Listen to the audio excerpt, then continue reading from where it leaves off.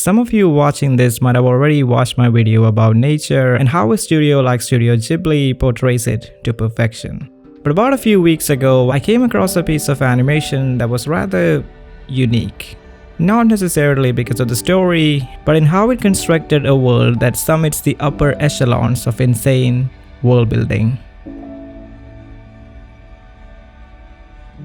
World building is a simple yet profound construct. The build of the world would vastly determine the quality of the story. Not that you can't have stories without a tangible piece of a world.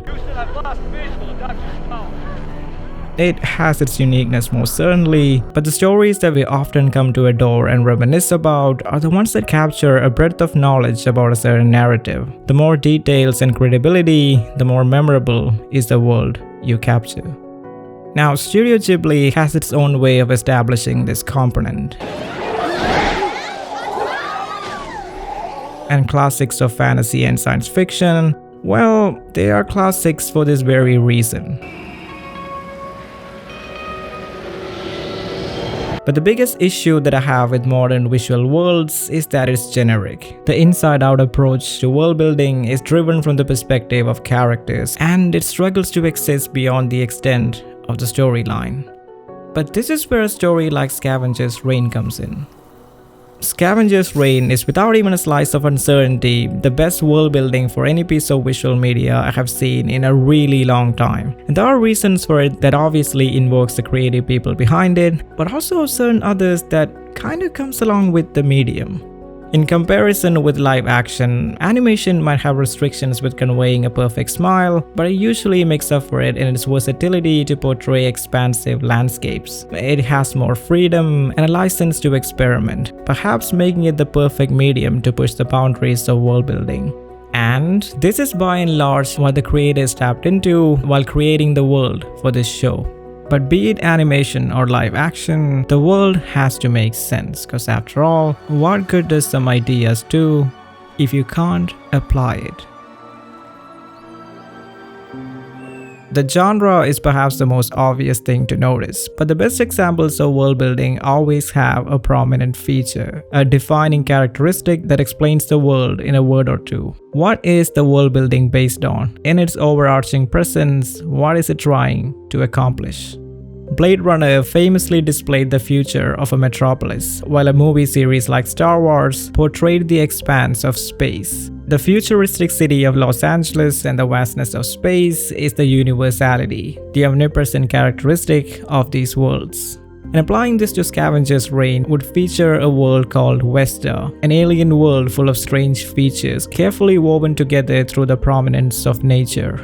Nature is everything in this world, and by extension, the planet is consumed by it. It is raw and unadulterated, lacking in artificiality, but in its own right, it is the designer. The magnificence of nature is the unavoidable truth that permeates the experience of the stranded characters, and through them we discover a world that exists beyond their presence. In fact, the planet isn't alien, the people are. And this plays into an outside-in approach of world building, where the planet has its own rules and regulations that shows no bearing to the rules of the outsiders. The world acts as if it's sentient, resembling a poetic personification of the savageness of nature. As Joe Bennett, one of the creators, explains, there's a consciousness to it, and these castaways get there in the series and realize that it's a very hostile planet and pretty merciless. But amongst the chaos and turbulence, there is serenity and meaning. It has a certain charm about it that you can only truly appreciate if you become part of it.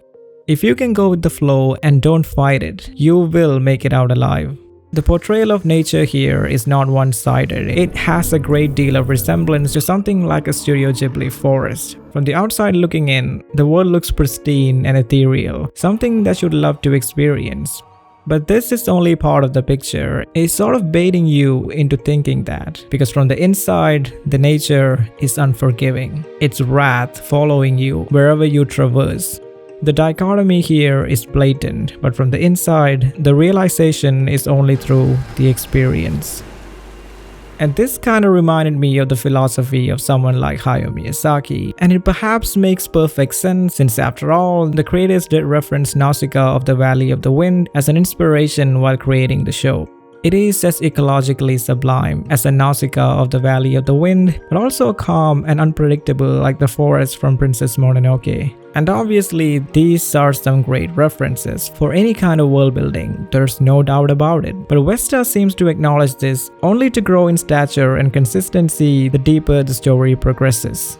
The exploration of the natural world expands the horizon of our understanding, and the more we learn about Vesta, the more it functions on causalities. It kind of feels like a living, breathing machine. As one of the creators explains it, it feels like a Rube Goldberg machine. The chaos turns into a system that largely functions anyways, irrespective of the characters. And this is where the universality of the world building shines like none other.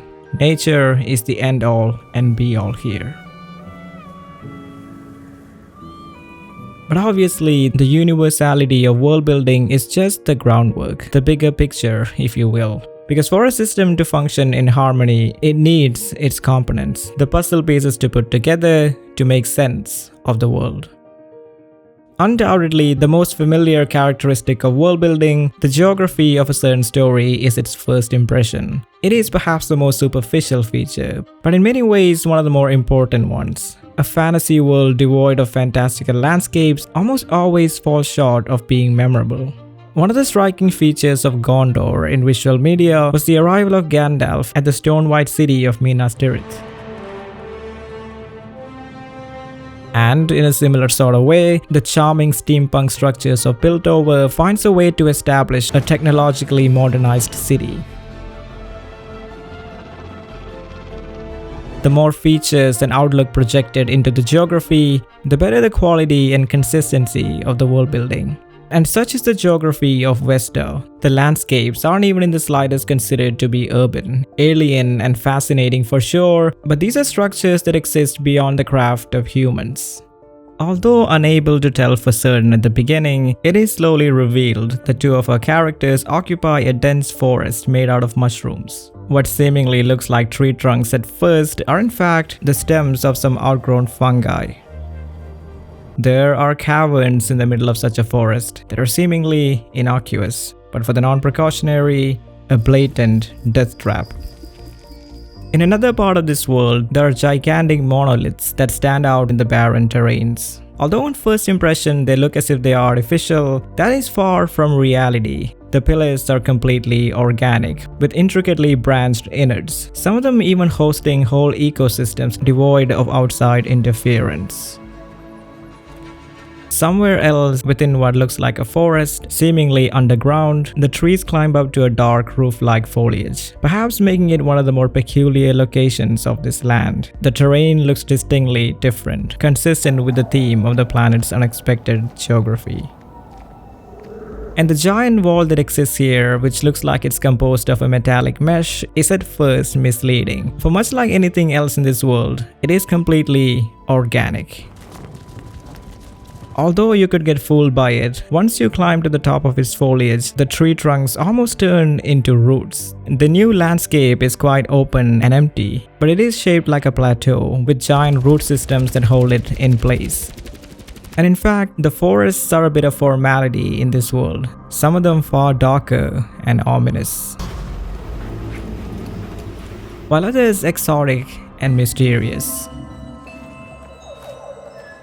But something like the mushroom forest looks quite normal in comparison with the peculiarity of the cocoon forest.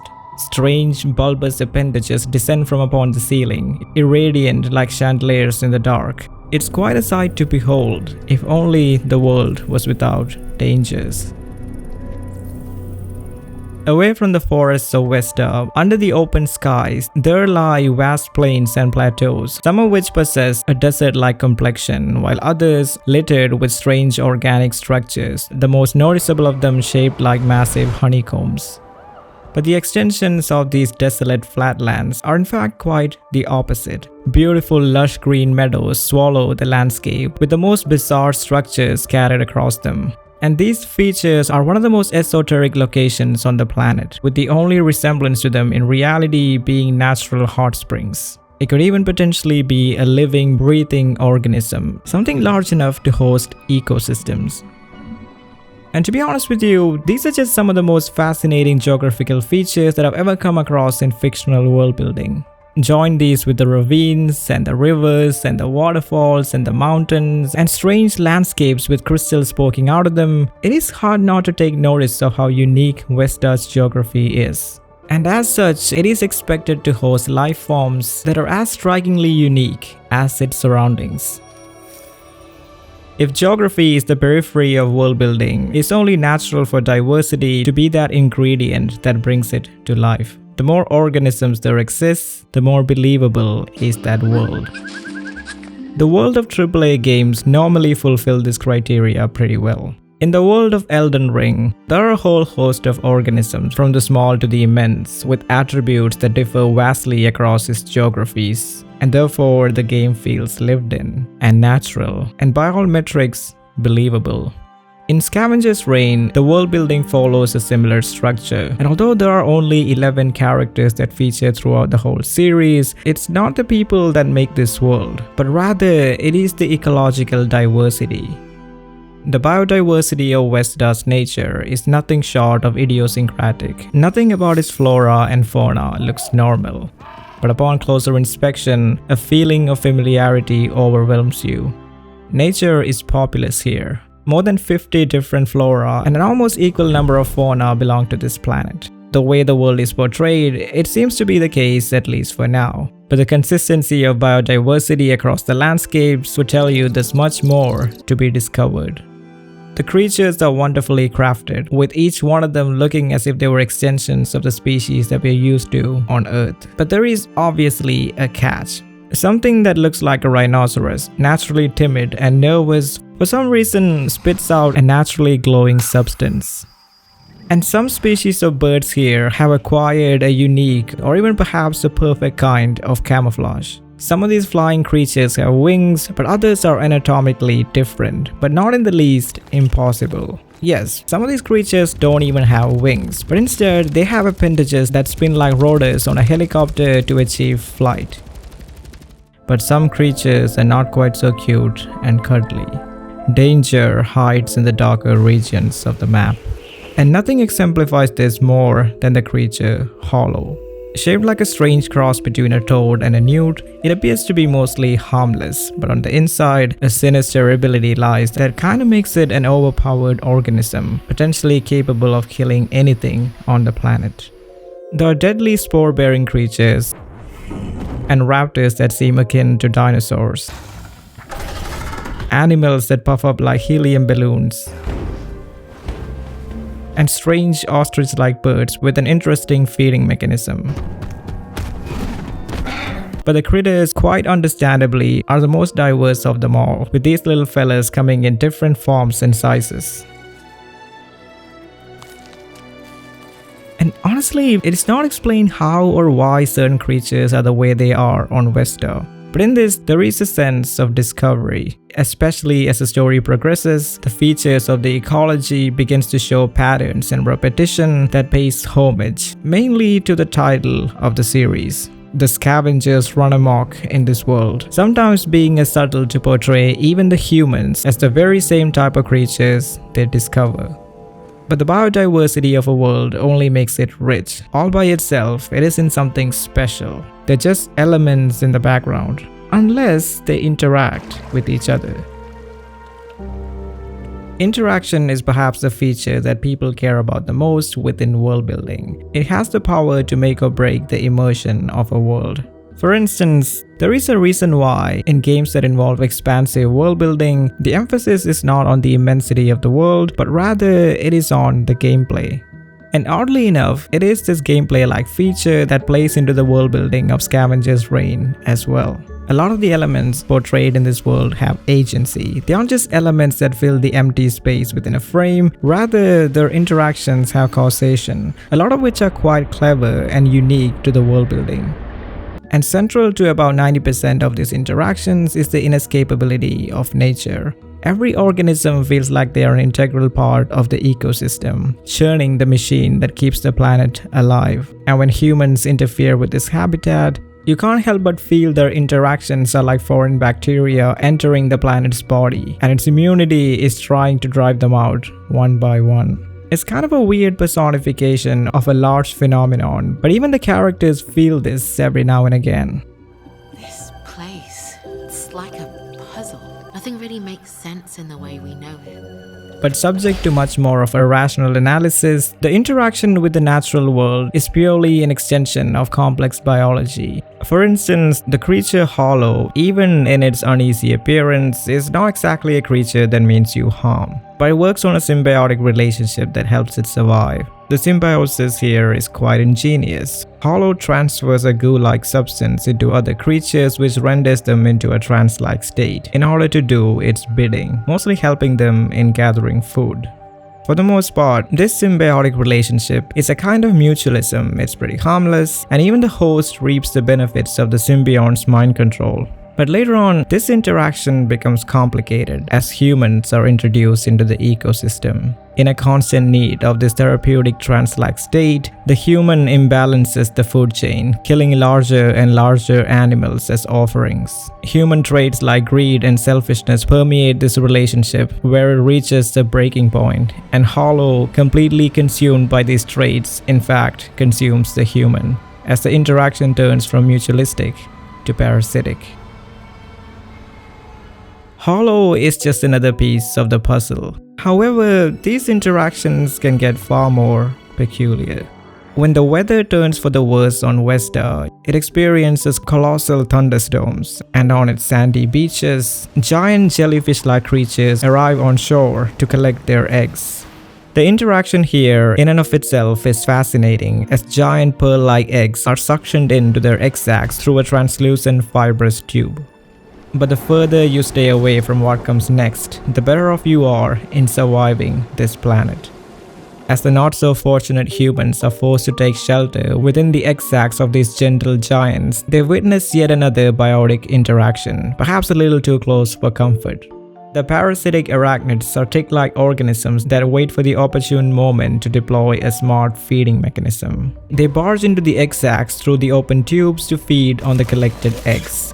A form of parasitism that perhaps controls the population of these jellyfish, but within context, the parasitism can even turn into predation. But the parasitism can get far more sinister. Take for example the pollination of the cocoon plant. Just like normal flowers that facilitates pollination through the allure of colors, the cocoon plant also displays beautifully illuminated bulb-like structures to attract inquisitive visitors, but in its unassuming beauty lies a dark secret.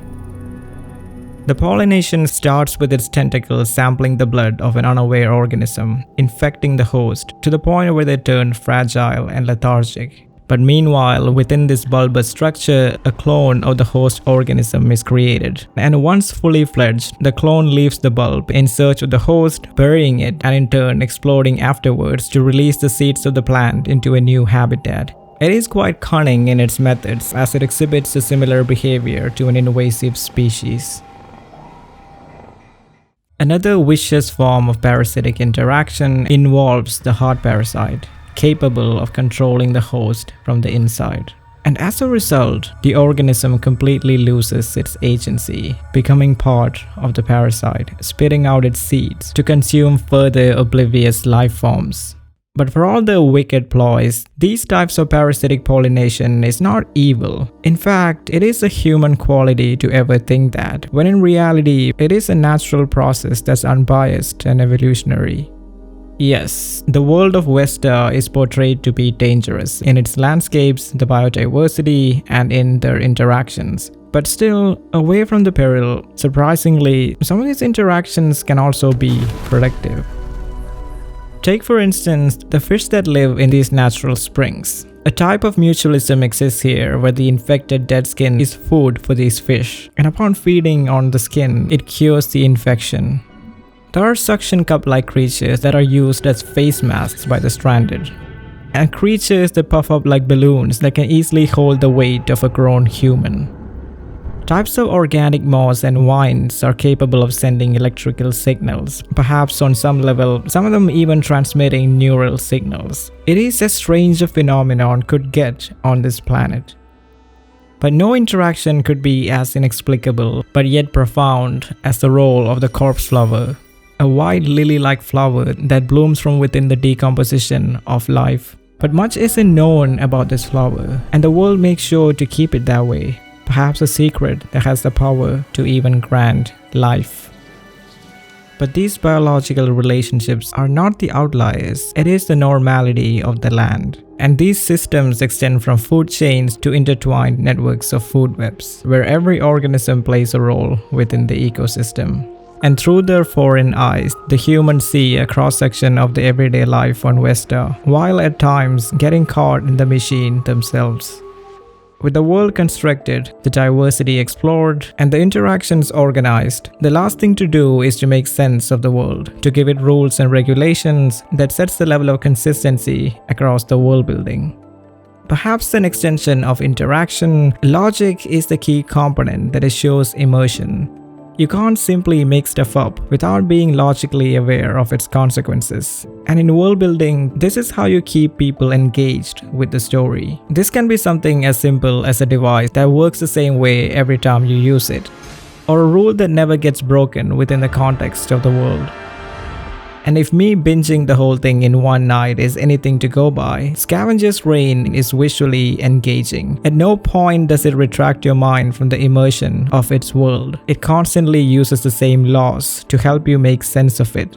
Take for instance the behavioral patterns of the ecosystem. From the get-go, it is made abundantly clear that humans don't belong to this planet. And through the actions of the creatures and the vegetation, it stays consistent with the premise throughout the series. You either become one with it, or you perish.